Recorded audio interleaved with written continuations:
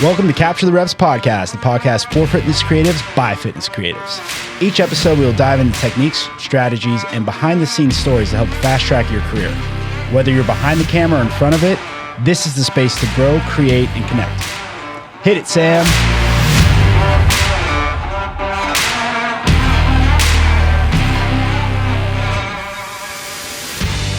So it's no longer 2025 for this.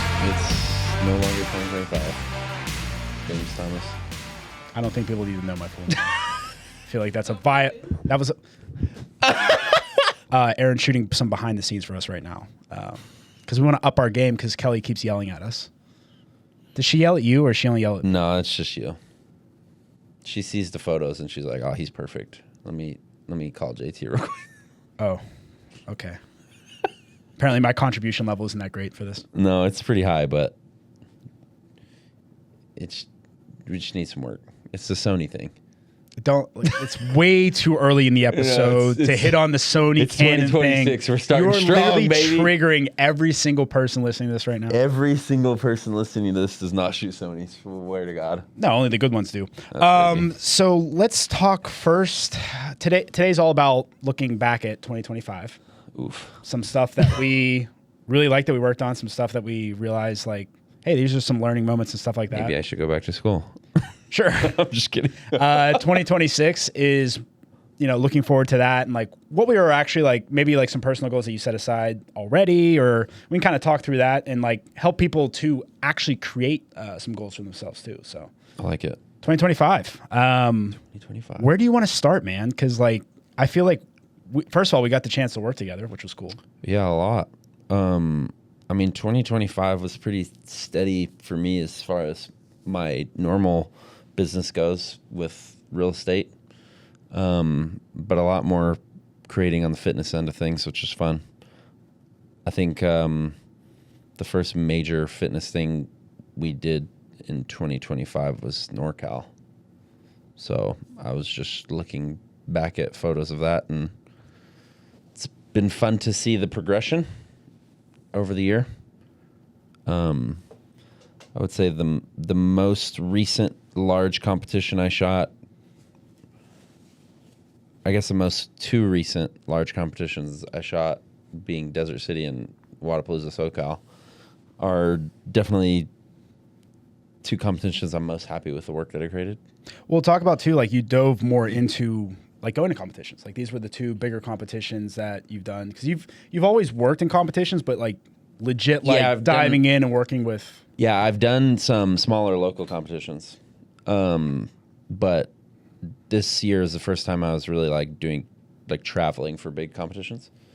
Again, being that starting at NorCal, thankfully WFP Stop 2 was. I mean, I would say it's still kind of travel. It's quite far from where we are in Phoenix, where me and JT live. It was a little bit of a hike, nice little 45 minutes, 50 minute with traffic, maybe an hour. Dude, more than that, yeah. Well, I don't know. You drive pretty intensely. So. I feel like... You ever hear like defensive driving? Because that's the opposite of what you do. I like to offensively drive. What can I say? That's what happens when you come from Texas. If you're not offensively driving in Texas, you're probably been run off the road already. Fair enough. Just how it goes. But yeah, World Fitness Project Stop 2 being out in East Mesa. It's quite the hike from North Phoenix. But obviously not as far as NorCal, where I drove out to NorCal. Also drove out to SoCal, Wadapalooza. And their Desert City's right up the street. So with all those experiences, like what I know, because we've already talked at length, and if you haven't seen, go back to some of our early episodes right around when the events were happening. We talked about at length, did a review of all of those competitions that you mentioned recaps. there. Yeah. But like an overarching theme, how did you develop this year? And like what is like some things that you could tell our audience, like things that really helped you get to this point this year? I feel like I definitely have learned to. I've definitely learned to jump more into creating the kind of thing I want to create, rather than trying to create the thing I think people want. I think that's gotten me more attention. Specifically, at SoCal Wadapalooza, I feel like I was really able to like dive into that, like create like how I want to create. And I was really happy with that work and made a lot of good connections from that work. But I would say, yeah, just being comfortable creating what I want to create and being the creator I want to be, rather than like, again, trying to either mimic somebody else slightly differently or do something I think other people want.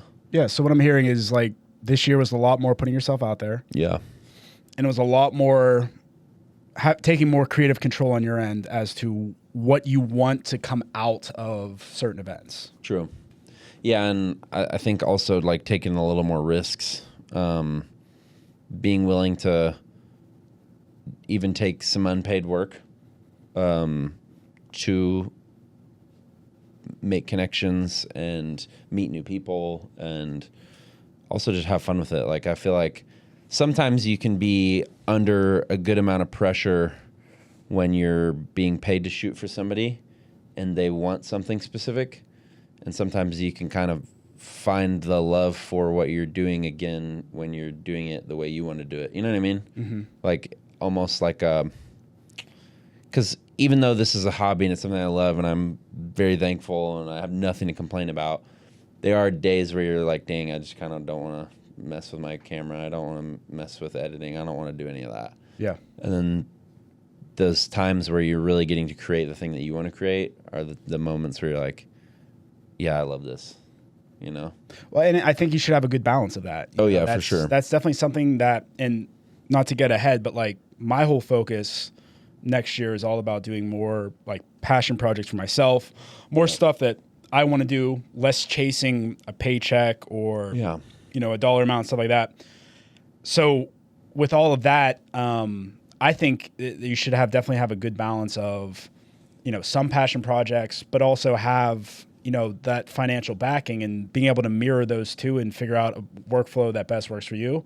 And I think how you achieve that is by really having the honest conversation with yourself of like, okay, what are like my financial goals? Yeah. What do I need to sustain my current living style and all of that kind of stuff? And then if there's ways to sprinkle in, you know, some passion projects with that work, like that's how you should approach it. Yeah, I think that is kind of, I feel like the passion portion of what we do is kind of the gateway to being able to do it full time. You know what I mean? Like, I think sometimes you can get caught up in, oh, now I'm getting paid to create full time. And yeah, like you are kind of chasing that paycheck. I mean, being self-employed, there's always a little bit of that, right? Because the fire under your butt is your fire. Well, you're going to take some gigs and stuff like that. For sure. But know. I think to your point, like taking more passion projects, like I think ultimately work that you really love and you really want to do is going to be your best work. And I think that has a effect in which people see your best work and then they want to work with that. And so it's kind of like this positive feedback loop of like, hey, I see you're doing this kind of shooting. I love that style. I want that style. And you're like, well, sick, because I love this style and I want to shoot this style. Yeah. And then it's like, okay, boom. That's like, again, just kind of a positive feedback. And then you do something for that person in the style that you like to do it. And then other people see it. And then, you know what I mean? It just kind of snowballs. So, like, I think that's kind of my approach for 2026 is, like, just keep doing the shooting that I love doing and find the people that love that. Yeah, you know what I mean? Like, well, and continue that momentum that you have from 2025. Yeah, for sure. You've had a lot of really cool stuff that you've done this year that has, to your point, what you just hit on, like, there'd be some times where you know, might have done some stuff for free or stuff like that. Yeah. Playing the long game, realizing that this is it is a long game. 5 to 7 year journey. This isn't a 1 year. Everything's going to like figure itself out. Yeah, for sure. And I think that long-term thinking is going to obviously pay you dividends in the end. For sure. Yeah. And I think you kind of got to keep that in mind as a creator, if you're a new creator coming up, because there are a lot of times where somebody might create something that goes viral and then they have this upswing and like, okay, now I've got all these followers and this, that, and the other. And it's like, that's not entirely sustainable. Right. You know what I mean? Well, and those people that are coming, that came and found you with that piece of content. Yeah. If you don't continually produce that same content, then it's gonna have the reverse effect, Yeah, right? So exactly, like managing that expectation. Like to give you an example of that, like at the CrossFit Games this year, I had really fast turnarounds on clips, and certain clips like where there was like competitions between two different athletes.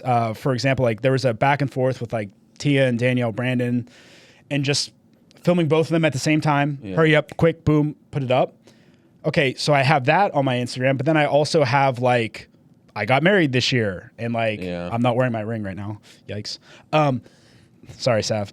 But like the people that came and wanted to see more of that clip, like they're obviously not going to see that. And that kind of speaks back to what we talked about with Lacey, you know, not to go down a rabbit hole on that episode again, but my last year, because I have it written down here just like of some of the stuff I did. So, you know, following around Cole was like a really cool experience. We started to do a documentary where we were following him from, you know, the open all the way through the season.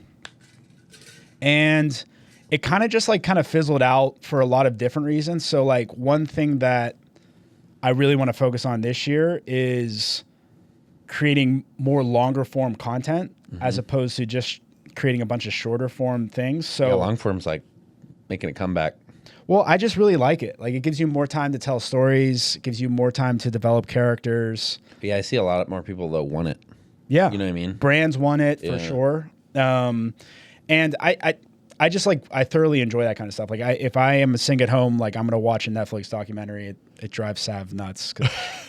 And they're mostly like war stuff. Like, I don't know why. I just kind of, you know, everyone has their thing. Yeah, I'd say we're all drawn to our own certain style of, I mean, it's like you like a movie genre better than another one. Yeah. You know what I mean? Yeah. It's the same thing.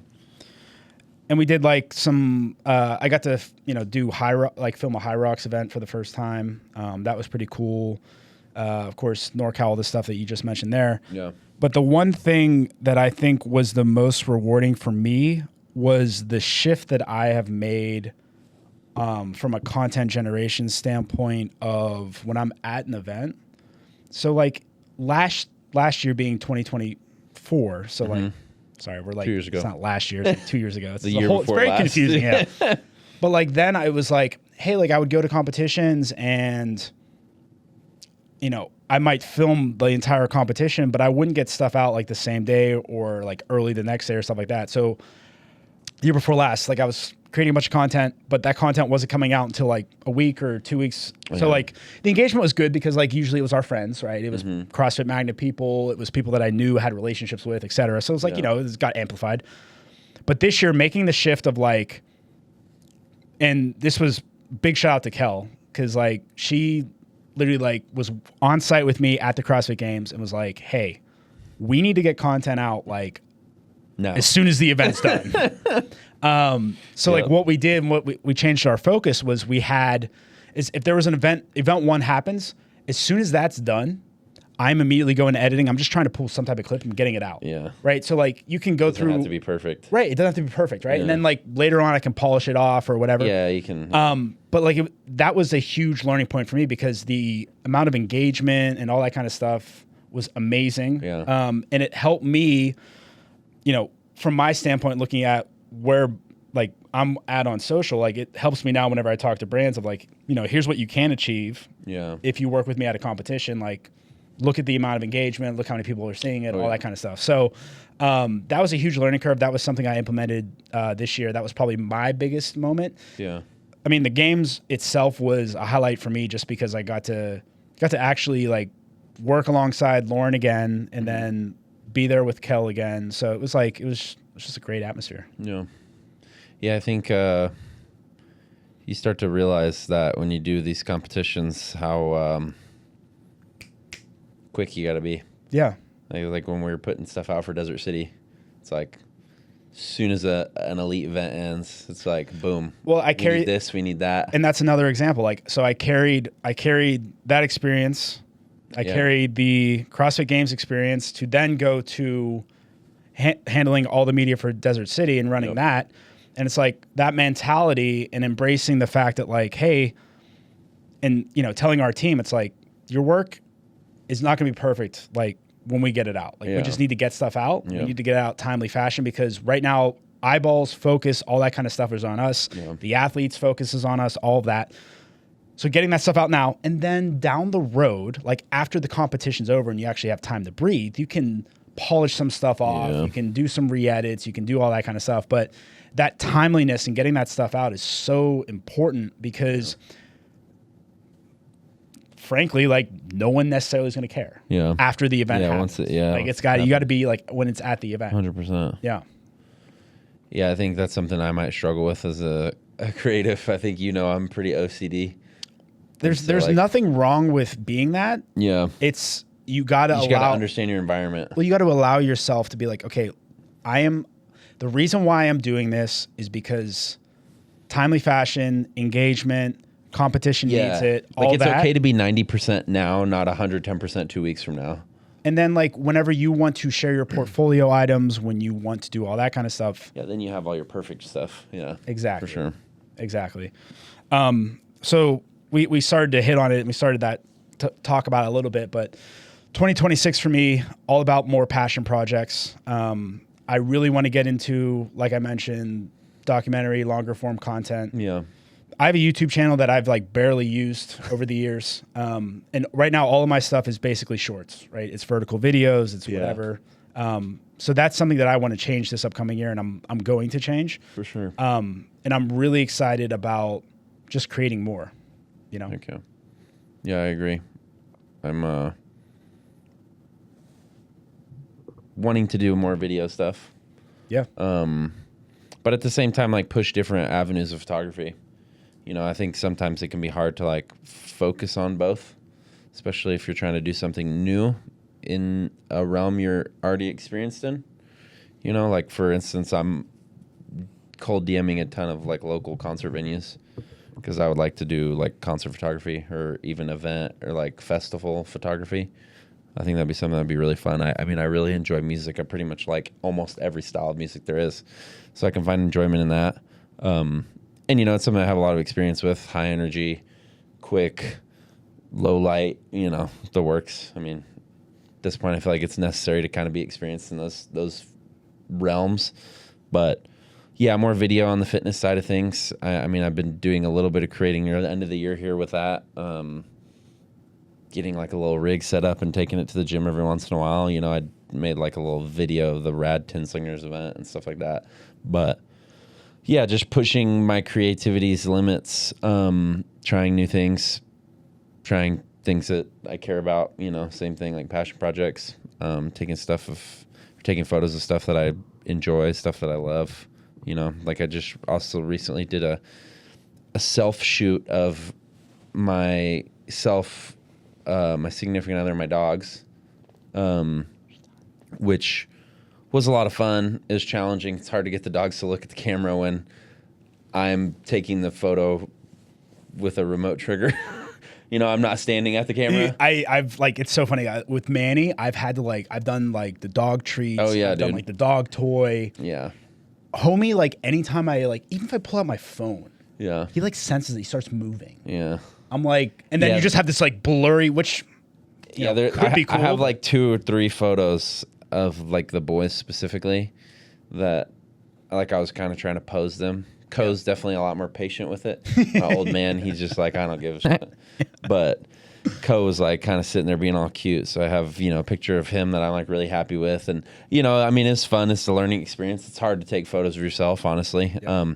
And one thing I found, like, let's say I was to do photos of you and Sav. Like, I'm comfortable posing you guys and like telling you what to do. But it was like as soon as the camera was on me and it's like me and Tyler, I was like, I literally like looked at her. I was like, I don't know what to do. And she's like, why don't we just do what you do with other people? I'm like, well, I don't know what to do. I'll never forget at my wedding, Vanya and Gabe, like Vanya came over. I was like, so like, what do you want me to do? And like, I know. Like, what do you mean? I don't know a lot about photography. Like I'm no expert, but I know enough, right? If someone asked me like, hey, can we do like a brand shoot, a product shoot, whatever? Like, yeah, I got you. Like if we want to do like portraits, yeah, for sure. Yeah. But then when it was me, I was like, what do I do? What do I do with my hands? Like, Yeah. I was asking all the questions Ricky that like, Bobby. typically are asked of you whenever you are the photographer, Yeah, right? yeah. So it's kind of funny that way. And same with like Gabe was like on the video. I was like, yeah. So what do you want us to do? He's like, what? He's like, you don't have any ideas? I'm like, probably, I mean, no. I do, but not for me. Yeah. For other people. So when you're looking at that 2026 and the things that you want to accomplish, how did you get there? Because I think it'd be helpful for people listening, like, whether they want to take some of the stuff we said and like implement it themselves. But how did I get there? yeah, what made you take those initiatives on in 2026? Like, how did you evaluate where you're currently at and all that? Oh, I mean, just looked back at the past year. I mean, So looking back at your work, just like yeah, pulling up, like, looking back at my work and also like being a little self-critical and self-reflective and you have no problem being self-critical. like, well, I mean, like You're in your a- hardest critic. I mean, yeah, but like, I mean, in like a, not like to beat myself up, but like, hey, what kind of shit should I lock down that I didn't lock down? Where are the last year? holes? Yeah. So like, I think like the cold DMing, like the cold outreach stuff almost did none of that. Yeah. And it's like, okay, bro, if you sent 50 messages this year and like 2 worked out, like what could have happened more? So I'm like, is it the 3rd? Yes. January 3rd. And I'm already reaching out to like multiple concert venues in the Phoenix area. You know what I mean? Right. And I mean, I started to do that at the end there. I have, we have a friend that shoots CrossFit, John. I was gonna say, hopefully we have a few friends that Yeah, no. But our buddy John shoots it on Instagram. I asked Shout him out. because he's like shooting competition every weekend, bro. It's Guy like doesn't every stop. weekend. He's like shooting at a new CrossFit competition, whether it's local or it's a big one. And so I just kind of was like, dude, what, like, give me some advice. And he's like, dude, this, and I was like, all right, perfect. I'm gonna implement it. There were a local competition that I tried to reach. I think I told you about, or tried to reach out, and it kind of didn't work out. But I was like, it is what it is. Like, Right.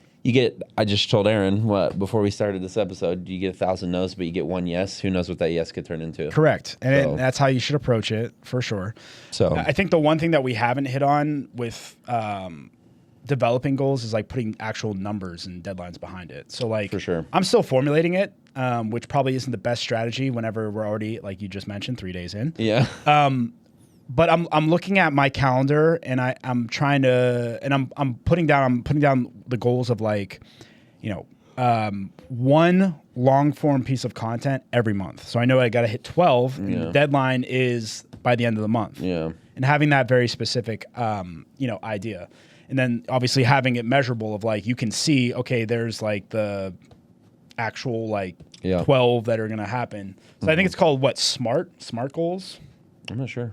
All right, so I'm not gonna lie to you and everyone in this room and everyone that is at home listening. I did look this up, so I am going to read what it was. Perfect. Smart goals. So SMART goals: specific, measurable, achievable, relevant, and time bound. So specific: what exactly do you want to accomplish? How will you track progress or know you hit it? Okay. Achievable: is it realistic with your time and resources? Okay. I think that's the hardest one for me because like I overextend myself. Oh yeah, it's easy So to much. say. Yeah, it's easy to say yes to a lot of things. Well, I just like it. So it's a couple different ways. Like it's one, like your friends and stuff hit you up. You're like, absolutely, like I would Yeah, love, yeah. that is someone that I want to.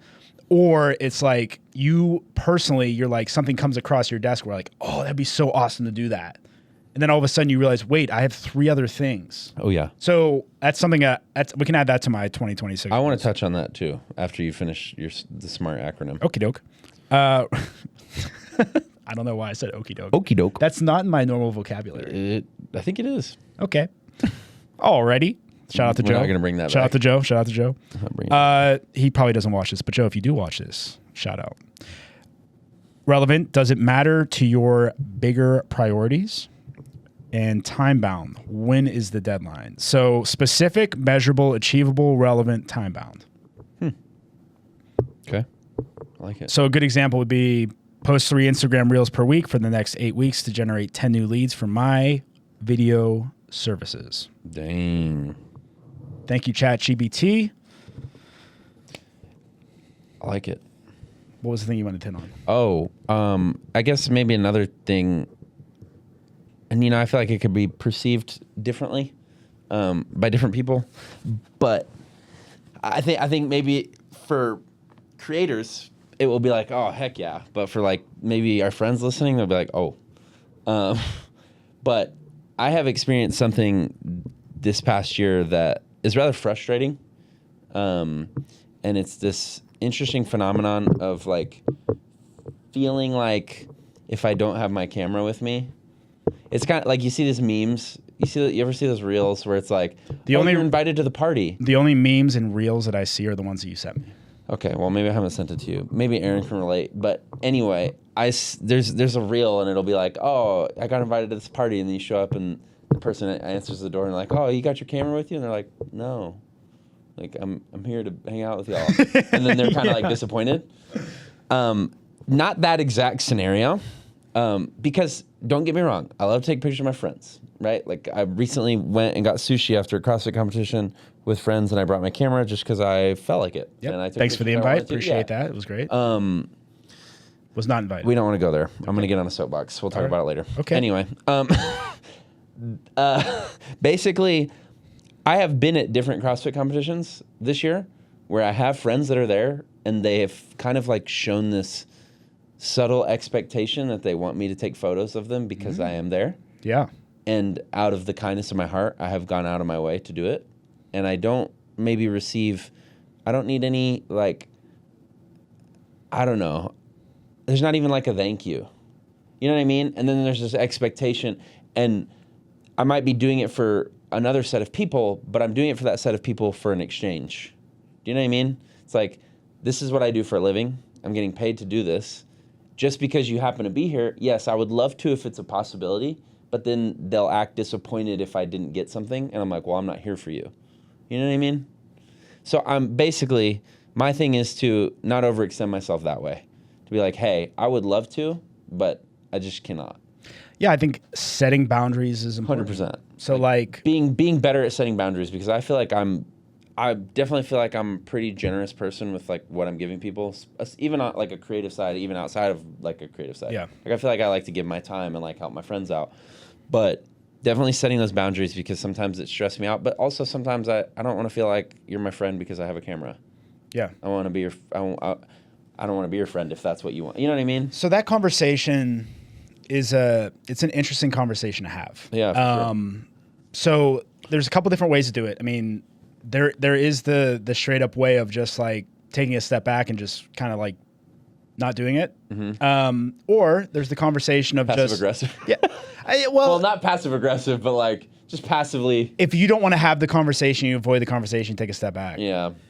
Another way to do it would be to, have the upfront conversation of like, hey, like, just so you know, I'm here to support you. Yeah. I'm here to be a spectator. I want you to do well, but like at the same time, if I get you content, great. If I don't, are you going to be my friend still, or are you going to act weird? Yeah. Well, I think it goes back to the idea of like, and we see this a lot in business, is like your true friends will support you. Oh yeah, for sure. Regardless of. Done a lot of learning about that this year. Your true friends will support you. So. Oh yeah. Stuff like, this podcast, right? Like, our true friends support us, and if you don't support us, you're not a true friend. Yeah, it's just like. But yeah, it's just like together. It's just like you're unfriended on Facebook now, and I'm no longer following you on Instagram. Still go on Facebook. No, there totally is something to that, because I have friends who I was close with, who I'm no longer close with, and the friends that I've made at Magna this year are always supporting any posts that I do, dude. Like, I could post a picture of a leaf blowing through the wind, and my new friends I've made at Magna are hyping me up in the comments. That sounds like a pretty cool photo. And liking it. Well, if I took it, it's an incredible photo. But anyway, I have friends that I've known since I was 9 years old. Don't even like the photo, bro. And you know what? I know they've seen it, because anytime I post, you can see who sees your stuff. I actually didn't know that. Oh yeah, like on your stories too. because I'll post every post that I have onto my stories. Yeah. And I see that you see it, but you didn't like it. Another thing that I had here with goal setting is picking out that outcome. Mm-hmm. So, what do you want from the goal you set? Correct. Okay. Having that idea. So, let's say, and this goes back probably to the smart analogy, but I randomly take notes. My mind is kind of crazy. I jump around like Believable. all over the place. Mm-hmm. It's that creative mindset I have, right? But That's what we'll call it. Sure, that's what we'll call it. So yeah, we hit on goals. Mm-hmm. We hit on last year. Mm-hmm. What's like one piece of work or one thing that you really like, and we can show it up here that you can kind of talk us through? I know what I'm proud of. Okay, well let's talk about it. Which one? So I can look it up. Okay, so can I give different, because I do different types of photography. You know what I'm saying? You can take this wherever you want to, Chris. I know, but I'm just saying, like, so a favorite piece of work. I have multiple favorite pieces of work from this year. Okay. For different reasons. Okay.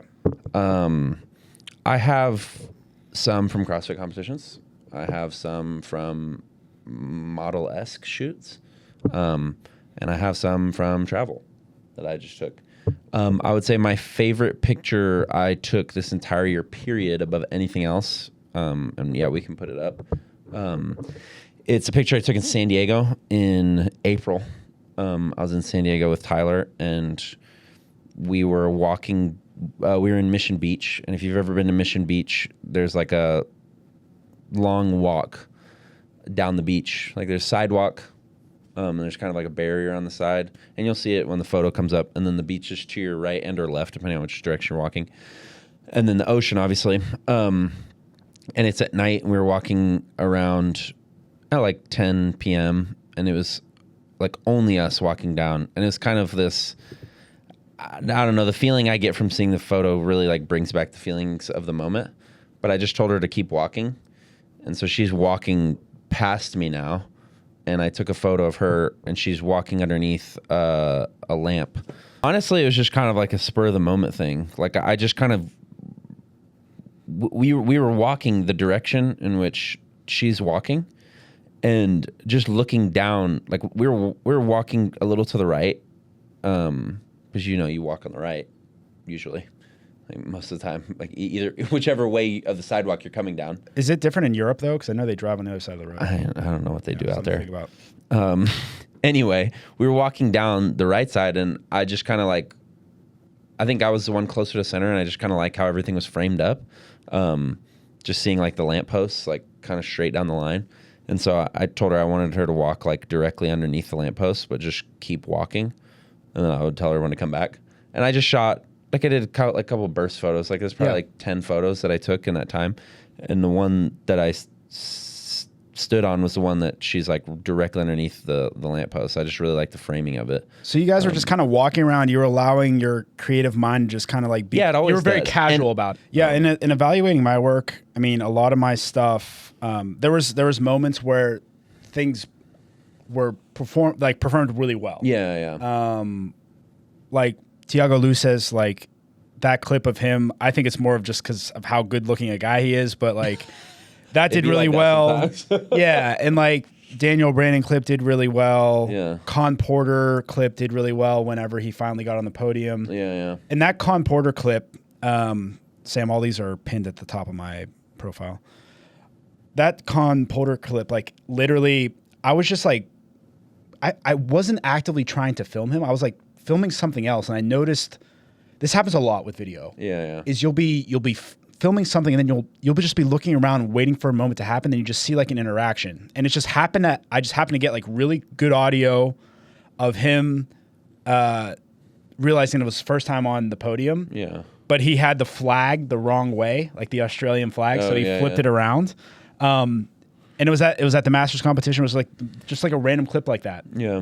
But yeah, you gotta, again, it's and we've hit on this a million times in other episodes, like in order to get the shot, sometimes you have to push the boundaries. Push the boundaries a little bit. Get in like weird positions. Like get the shot that go somewhere you're maybe not supposed to be for a second. Yeah, and like get the shot that like not everyone else is getting.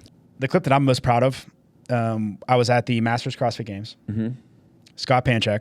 Okay. 35 to 39 age group. It was the final heat. Yep. there was a ton of people there because we had a lot of local Ohio athletes. So it was like is he 3640? I think. Yeah, I'm pretty sure. Right? No, I think it like ends at 39. Anyways, or whatever. Semantics. Yeah. Semantics. Whatever. But yeah, so there was a lot of like local, like literally entire gyms were there. Like Graham Holberg and his entire gym was there. Yeah, I bet. Like there's a ton of CrossFit gyms around there because it was in Columbus. So stands were packed.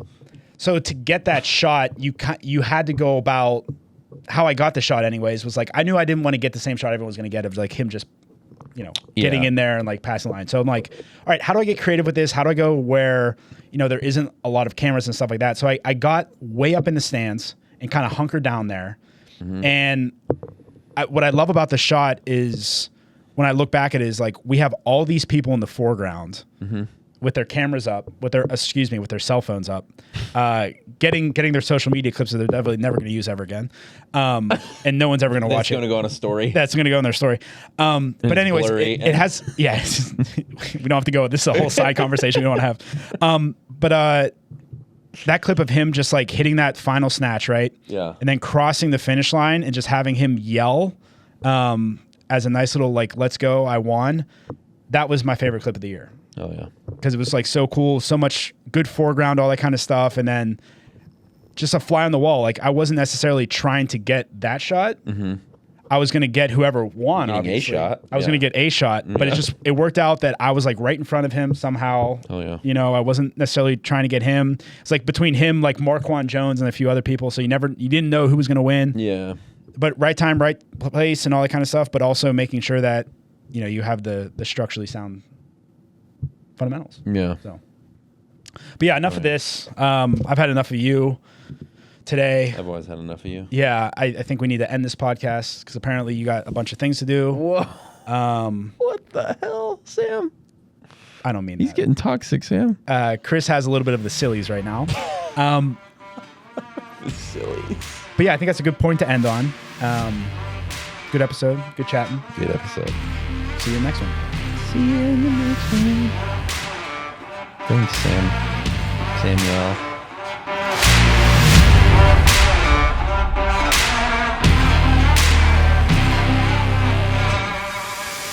Well, that's a wrap on this episode. Thanks for tuning in to the Capture the Reps podcast. If you're a fitness creative and you found this episode helpful, please share this with a fellow creative and keep creating, keep learning, and keep capturing those reps. We'll see you next time.